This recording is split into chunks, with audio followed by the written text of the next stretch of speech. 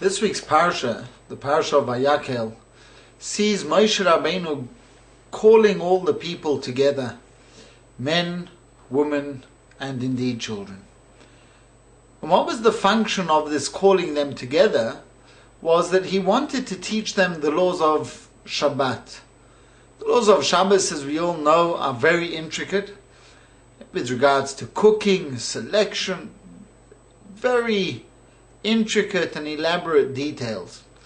And therefore Moshe felt it appropriate to call together all the men and indeed the women who were critical components in ensuring the continuity of the message and the laws of Shabbos, and for whom it was important to know all these details in order that they would be able to lead their lives in the desert, and indeed today as well, as behoves a Torah authentic Jew, as is indicated by the Torah. The question really is that if the function was to teach these very detailed and intricate laws about Shabbos and cooking and so on and so forth, it seems quite odd that the children would have been called to come and participate as well. After all, the children aren't in a position to be able to absorb all these laws with all the details and the minutiae.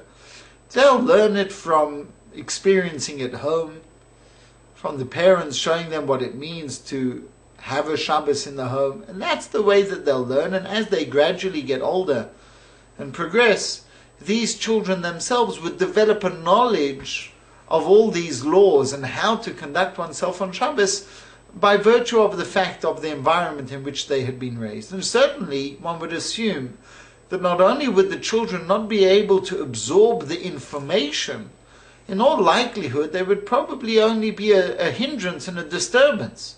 All these thousands of children running around while Moshe Rabbeinu is trying to give a shiur, it's impossible. And therefore it seems very out of place that Moshe Rabbeinu would have called not only the men and the women, but the children as well. And this idea that Moshe Rabbeinu indeed summoned the children is articulated by a gentleman known as the Siftei Kohen, who was a student of the Holy Ariya Kodesh, the Holy Arizal. And when he articulates this and he alerts us to this idea that the children were there, he is clearly trying to give us a message, because as said, it was not the place for children to be. And the answer perhaps is that whilst it might indeed be true that the child will not be able to absorb the lesson, will not be able to understand the message, the laws that Moshe Rabbeinu was articulating, the environment in which this child was being placed was something which was priceless, something which is immeasurable. And we would rather have him there than have the child hanging around on the streets, doing whatever he might be doing. It is far better for him to be in this environment. I'd like to share with you a passage that comes from a book. It's called From Shedlitz to Safety. It's written by Rabbi Goldman of Sydenham Shul, by his father.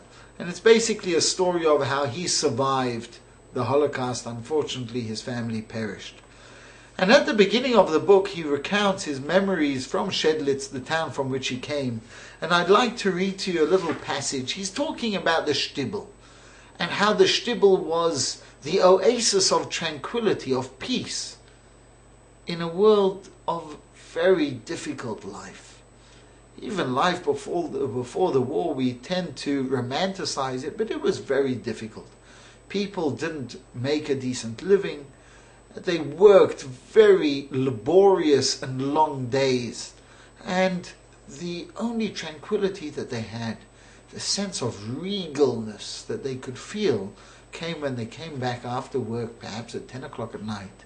And they came into the shtibel, and they would sit, either if they could, they would learn, recite Tehillim, whatever the case might be.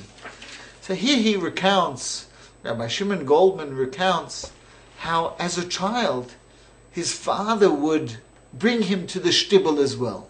And here too the question abounds. Why is it that he would take him to the shtibel? So Rabbi Shimon Goldman quotes as follows. He says his father would say to him, Shimon, come to the shtibel. You like playing with your friends, don't you? Play as much as you want in the shtibel. Just don't leave. The holiness of Torah will undoubtedly affect you. Such powerful words. Such an amazing pedagogic message. Today we live in an environment where don't bring the children to shul. They make too much noise. They disturb the decorum. And there might be an element of truth to that. And certainly parents need to take control of their children to make sure they don't run amok.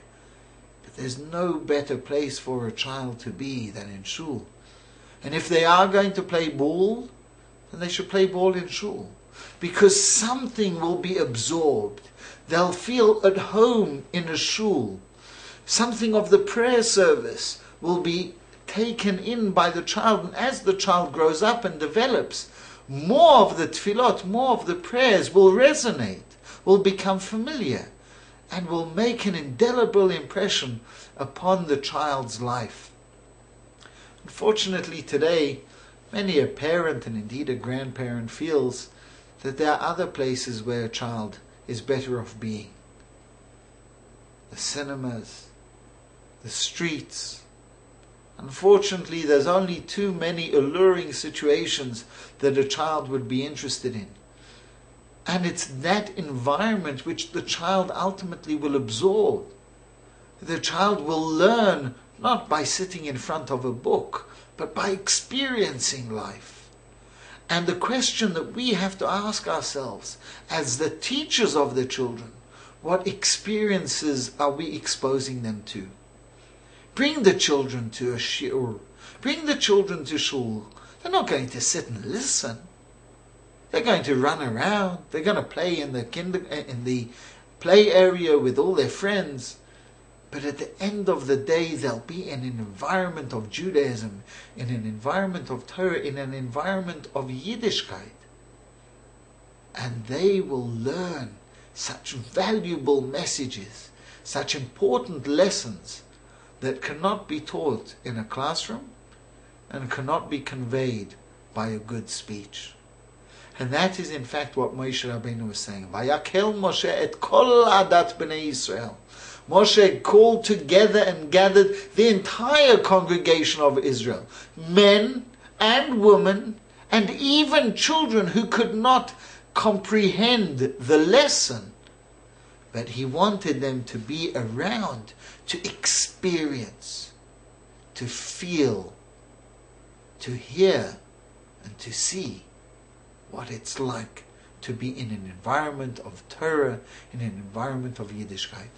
So we must take this message of Vayakhel and not only bring ourselves to shul, but bring our children and our grandchildren so that we teach them the beauty of shul, and that some of the beauty of the shul and of Shabbos and of the prayers will have an impact on their young and very impressionable lives and make an indelible and permanent impact upon them and their future.